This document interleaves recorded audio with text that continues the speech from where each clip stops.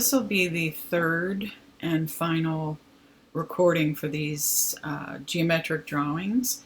And this time we're going to start out with this same circle. So if you have a piece of paper and you have a nice round circle on it, we're going to, again, I'm going to draw these, but you would place, again, an item like a stone or a small rock. If you're outside, you can use bigger rocks or logs. Heavier items that you help the kids place is actually really great. And have them use long pieces of string and yarn to do this outside.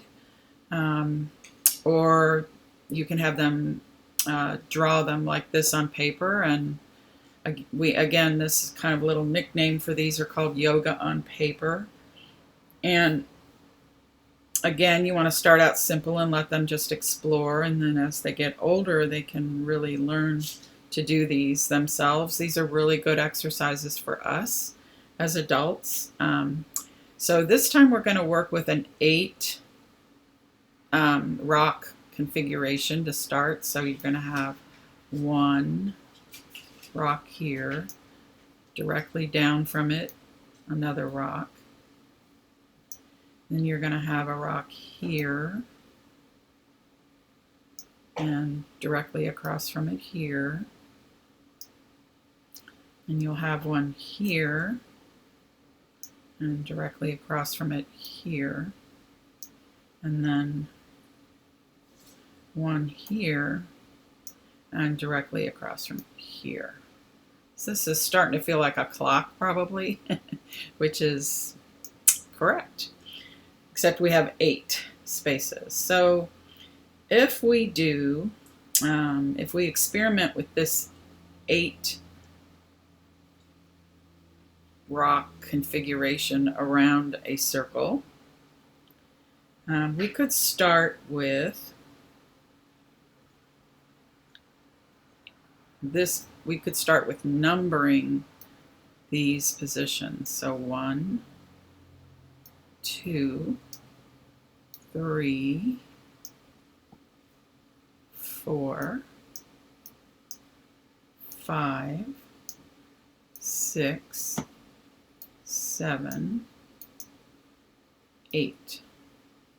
Right? So this kind of helps for us to think about these configurations. So if we start by connecting the odd numbers, we can do 1 to 3 to 5 to 7 and back to 1, and we get a square, right? What happens if we connect the even numbers?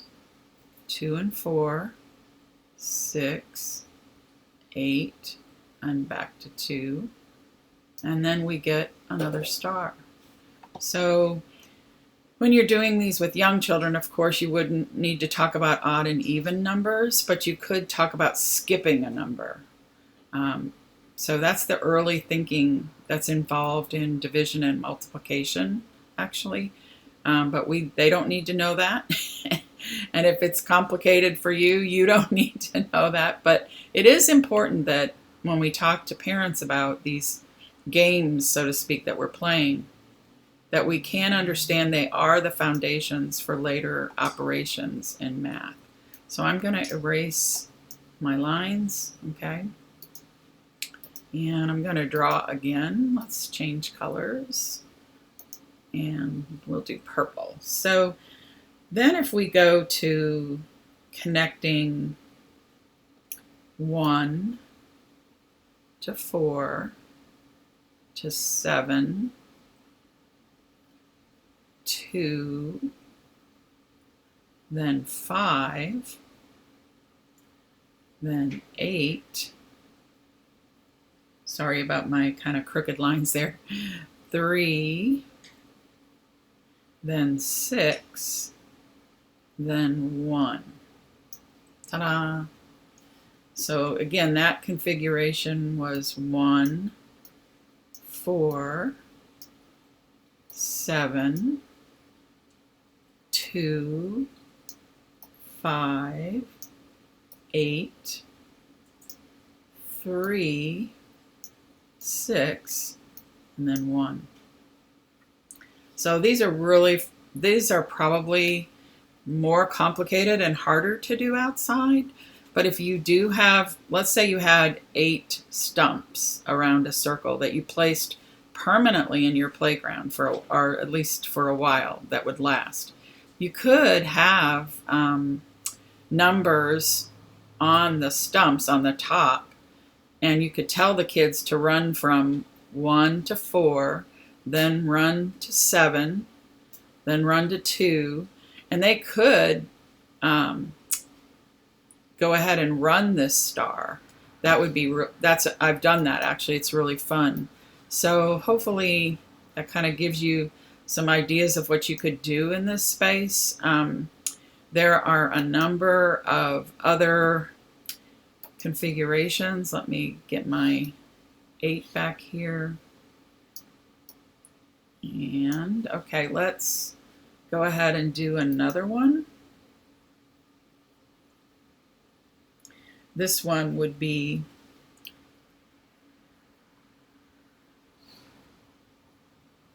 with a 9-pointed circle. So we're going to get rid of all of these. And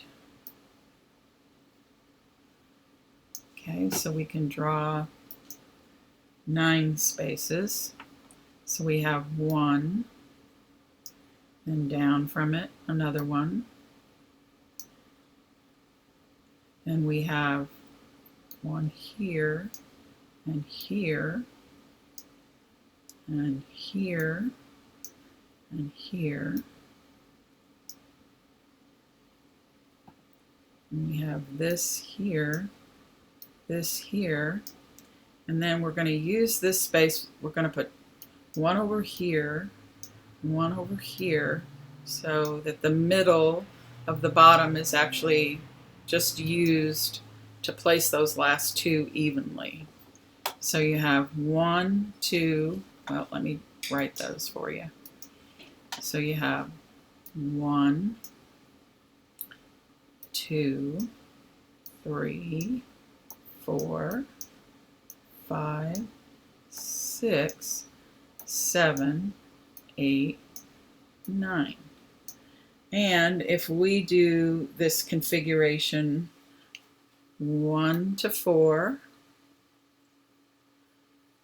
to 7, back to 1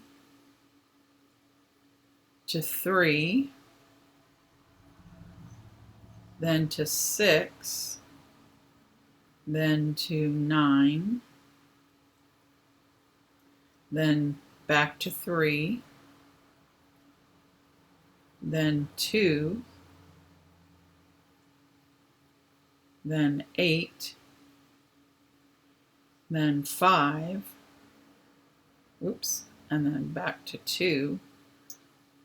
So there you can see it's a very complicated configuration. Okay, so we'll stop there and let's try this one. So if we do 1, oops, gotta go back to draw, sorry. This one will be 1 to 5, 1 to 9, and then 5 to 9, excuse me, then 9 to 4, then 4 to 8, so you can kind of start to see what's happening here, then 8 to 3, then 3 to 7, then 7 to 2, and 2 to 6, and 6 to 1. So that's a really complicated star with many points. So you can start to see that basically you're changing the configuration of how many rocks, buttons, or acorns, whatever you have around the circle, and what happens when you draw lines after you number them. And you can play games like this endlessly with young children because they won't have the cognitive ability to predict but it's fun for them to fool around with this as an exercise. And if you start doing it at a table yourself and just show them, it can be a lot of fun for them to try it out. So I hope these short little demonstrations of how to do this have inspired you to think about ways to use it on the playground, use it at a table. You could certainly do this at the easel and have them paint from the number to number to number and create something that way. And then, they could paint in the rest of it however they wanted to. Maybe they would want to paint something around it, around their star. But this kind of thinking using materials to support just having fun with this idea of numbered points and drawing and finding it in yourself using the yarn, all of that really contributes to very unique ways of understanding basic, certainly geometric principles. And so I hope you'll give them a try.